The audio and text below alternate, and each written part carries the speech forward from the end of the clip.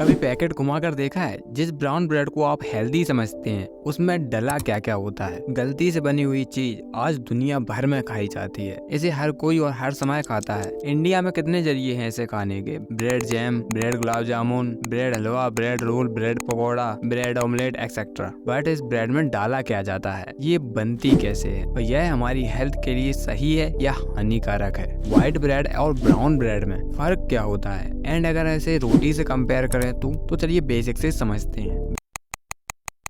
Basically देखा जाए तो ब्रेड 4 चीजों से बनता है। पहला व्हीट फ्लोर, फिर पानी, जैसे आटे का डो बनाया जाता है उसी तरह इसका भी इस्तेमाल किया जाता है। फिर नमक और ईस्ट। अब नमक क्यों डाला जाता है? तो नमक डालने के 3 कारण होते हैं। पहला कि नमक एक नेचुरल एंटीऑक्सीडेंट है एंड नेचुरल प्रिजर्वेटिव्स का काम करता है, जिसकी वजह से ब्रेड ज्यादा देर तक स्टोर करके हम रख सकते हैं। दूसरा, ब्रेड का टेस्ट भी बेटर हो जाता है और तीसरा मोस्ट इम्पोर्टेंट, नमक की वजह से ग्लूटेन स्टैंड और ज्यादा मजबूत हो जाते हैं। आटा गूंदने को इंग्लिश में नेटिंग द डो कहा जाता है। जब आटे में ग्लूटेन मौजूद होता है तो वो एक साथ जुड़ने का काम करता है, जिसकी वजह से रोटी या ब्रेड एक पीस में बने रहते हैं और नमक डालने से ग्लूटेन स्टैंड और मजबूत हो जाते हैं। अब आते हैं यीस्ट पर। Yeast basically single cell microorganism होते हैं जिन्हें हम खमीर कहते हैं। जब ये माइक्रो ऑर्गेनिज्म आटे में मौजूद कार्बोहाइड्रेट के साथ रिएक्ट करते हैं तो 2 चीजें रिलीज करते हैं, इथेनॉल और कार्बन डाइऑक्साइड। अब इस रिएक्शन में जो कार्बन डाइऑक्साइड है वो बबल रिलीज होते हैं, वो ग्लूटेन स्टैंड्स में ट्रैप हो जाते हैं, जिसकी वजह से ब्रेड फूलती है। देख रहा होगा ब्रेड के अंदर कैसे बबल टाइप के शेप बने हुए हैं। अमेरिकन केमिकल सोसाइटी ने साल 1920 में कुछ एक्सपेरिमेंट किए थे और उन्होंने पता लगाया था कि 0.04% से लेकर 1.9% के बीच में अल्कोहल ब्रेड में पाई जाती है। लेकिन डरने वाली कोई बात नहीं होती क्योंकि इतनी कम क्वांटिटी में अल्कोहल होती है और ये ब्रेड का टेस्ट बेटर करती है। तो ये था ब्रेड बनाने का तरीका। इसी तरीके को लोग सदियों से इस्तेमाल करते आ रहे। साल 1857 में लुईस पैक्सन ने फर्मेंटेशन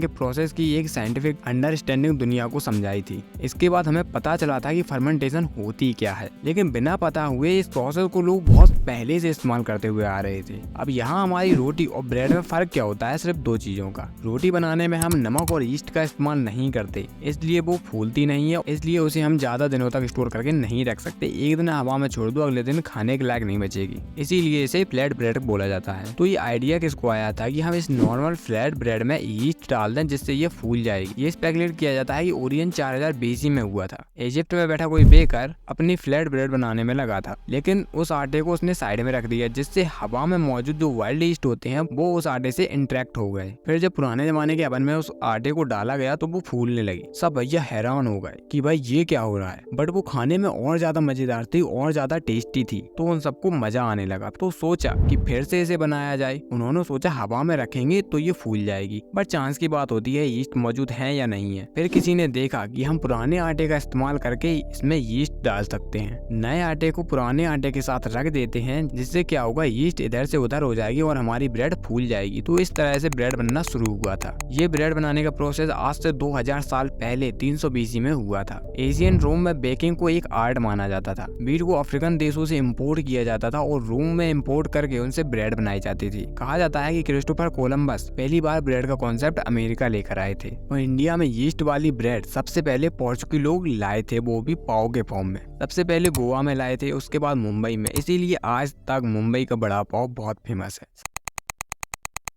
सन 1800 तक ब्रेड एक नेचुरल होममेड चीज थी जो स्टेबल खाना बन चुकी थी दुनिया भर के कल्चर में। ब्रेड की एंट्री हुई आर्ट, रिलीजन और स्पिरिचुअलिटी में। फिर एंट्री होती है इंडस्ट्रियल रिवॉल्यूशन की।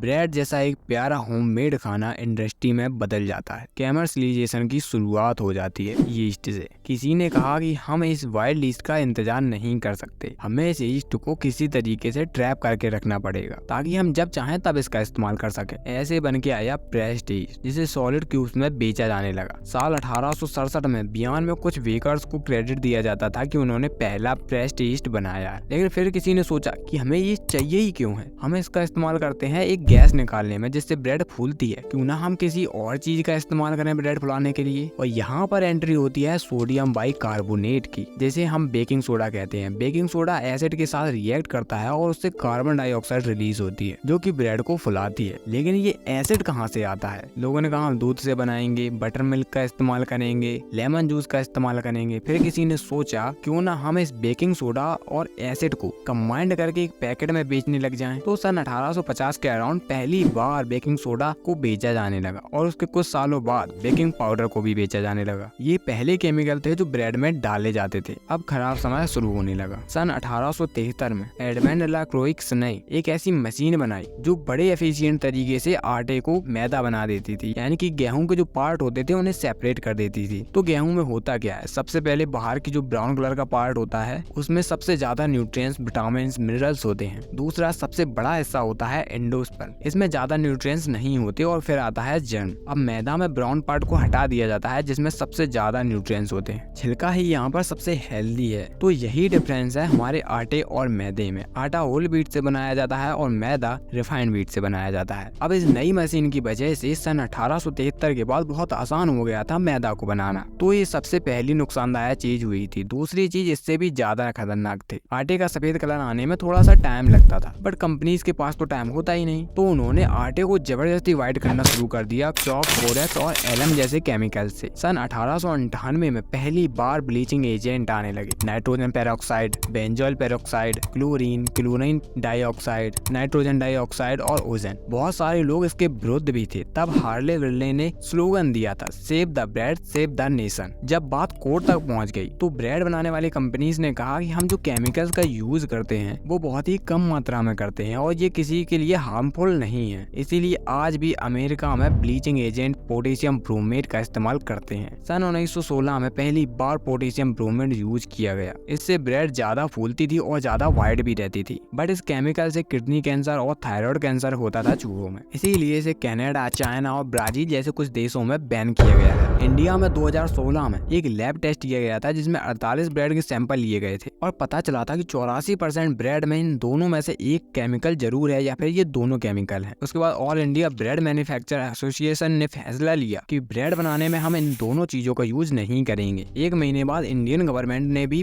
पोटेशियम ब्रोमेट पर बैन लगा दिया। बट अमेरिका में ये दोनों चीजें अभी भी अलाउ है। बात करें नेचुरल प्रिजर्वेटिव्स की तो पहले बताया था कि नमक का इस्तेमाल किया जाता है, बट हम जिंजर, गार्लिक, हनी, क्लोव इन सब को एज अ प्रिजर्वेटिव्स यूज कर सकते हैं। जब अचार बनता है हमारे घरों में तो यही चीजें तो डाली जाती हैं और हमारा अचार 1-2 साल तक भी रखा रहता है और खराब भी नहीं होता। 7 जुलाई 1928 में पहली बार स्लाइड ब्रेड बेचे जाने लगे। लोगों ने सोचा कि बढ़िया है, अब तो काटना ही नहीं पड़ेगा और अच्छा है, बट ये बहुत जल्दी बासी हो जाती थी। अब देखते हैं स्लाइड ब्रेड में होता क्या है। कोई भी कंपनी देखो झूठ नहीं बोलती, इसलिए ब्रेड के पैकेट के पीछे देख सकते हैं लिखा है मैदा। और मैदा बनता है गेहूं के ऊपर वाले लेयर को हटाकर, जिसमें सबसे ज्यादा न्यूट्रिएंट्स होते हैं और फाइबर होते हैं। फाइबर बहुत फायदेमंद होता है, ये हमारे ब्लड शुगर को मेंटेन भी रखता है। और इस मैदे को ज्यादा टाइम तक खाने से टाइप 2 डायबिटीज भी हो सकती है एंड शॉर्ट टर्म में इससे आपका बैड कोलेस्ट्रॉल भी बढ़ता है। बात करें एडिड शुगर की तो हमारी बॉडी को इस एडिड शुगर की कोई जरूरत नहीं होती, बट नेचुरल शुगर जैसे फ्रूट्स, गेन्स, मिल्क, इन सब से जो हेल्दी शुगर मिलती है वो बहुत अच्छी होती है। बात करें सॉल्ट और इमल्सिफायर E481 की। अब नमक में सोडियम होता है और इमल्सिफायर में और ज्यादा सोडियम होता है। अगर ज्यादा सोडियम कंज्यूम कर लिया तो हाई ब्लड प्रेशर हो सकता है। ब्रेड के पीछे लिखा होता है 100 ग्राम ब्रेड में 492 mg या कहीं तो 513 mg सोडियम होता है। अब नेचुरली एक बार में हम 4 ब्रेड तो खाते ही हैं, करीब 200 ग्राम तक, जिसमें 994 mg